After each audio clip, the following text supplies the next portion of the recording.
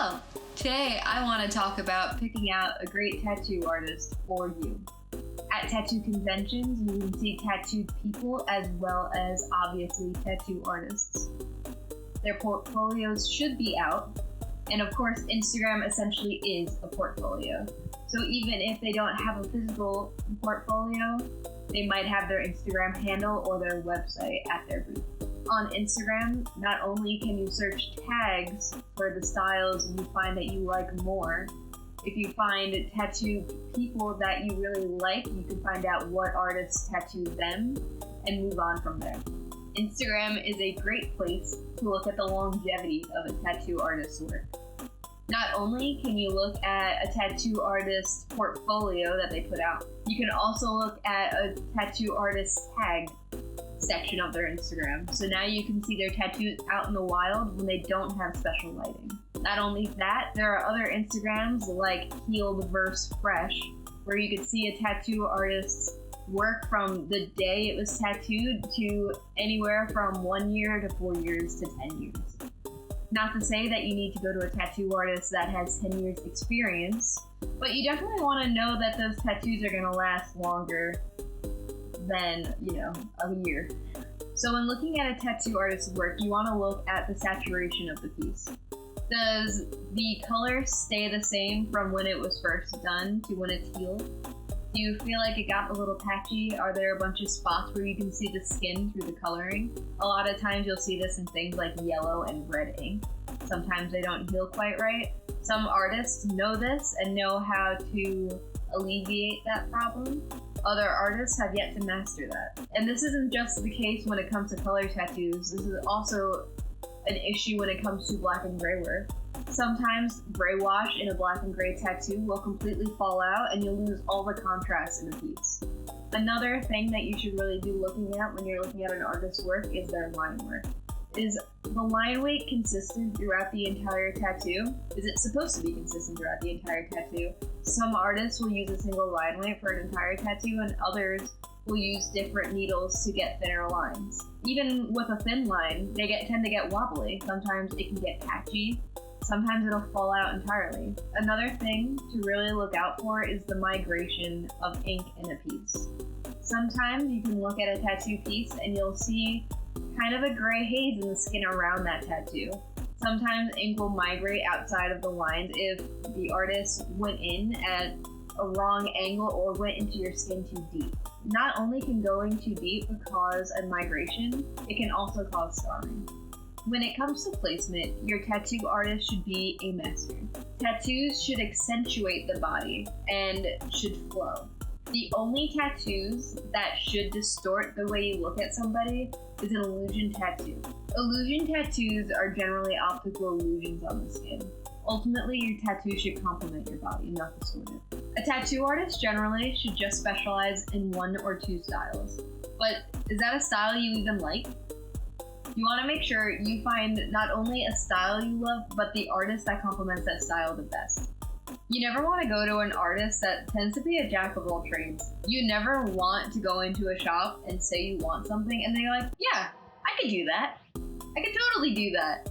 You want to have someone that does that work, not someone that can do that work. Sanitation is one of the most important things when it comes to a tattoo shop. You want to make sure that you see your artist wearing gloves at all times and switching out their gloves throughout the process. There are certain things that can't be contaminated one to the other.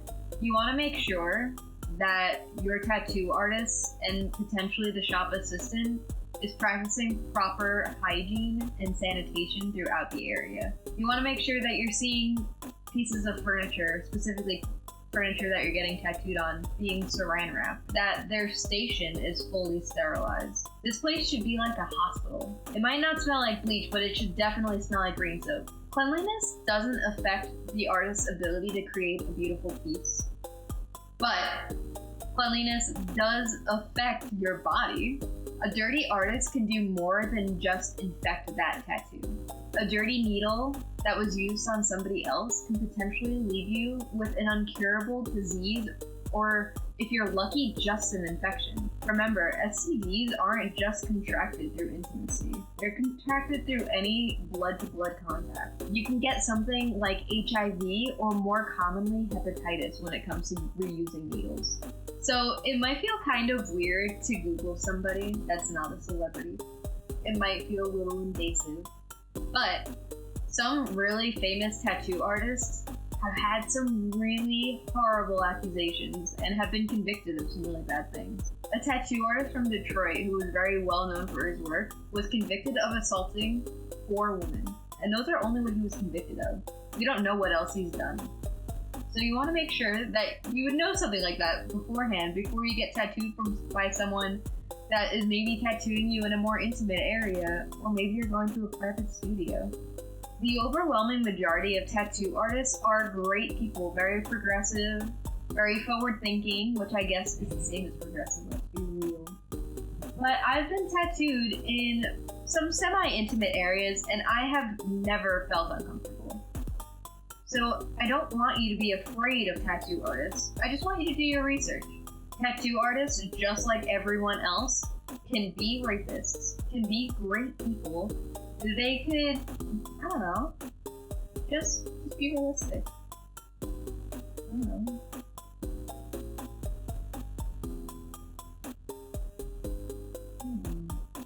Experience is a little easier to point out when it comes to Instagram, but of course it is also pretty easy to point out at a convention.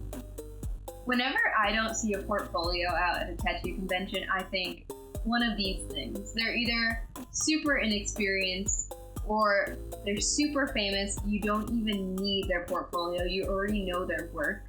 Or they're fully booked for the day. When judging a tattoo artist's experience, you want to see their portfolio. Obviously, if a tattoo artist has their portfolio out at a convention, you're golden. Look at that portfolio for as long as you want. The alternative, go on their Instagram or their website. I think Instagram is kind of the hub these days to get the most bang for your time when it comes to looking at these artists. When looking at a portfolio of a tattoo artist, we have 3 options. We can look at their physical book, we can look at their website, or we can look at Instagram. Not everyone has a website, but almost every tattoo artist has an Instagram these days. When you're looking at their work, are they consistent? Is every tattoo looking the same? Is every tattoo the style that you want? You want to make sure that every other tattoo isn't super patchy or super shaky. John Lemon is a tattooer that I've been following on Instagram for a few years now, and I've seen him grow exponentially as an artist. So just because you see a tattoo artist that's inconsistent but you really like their work anyway, just wait. You don't have to wait a few years, but maybe just a few months. Maybe they're just working out their new equipment. Maybe they're just working out their new inks. Just give it some time.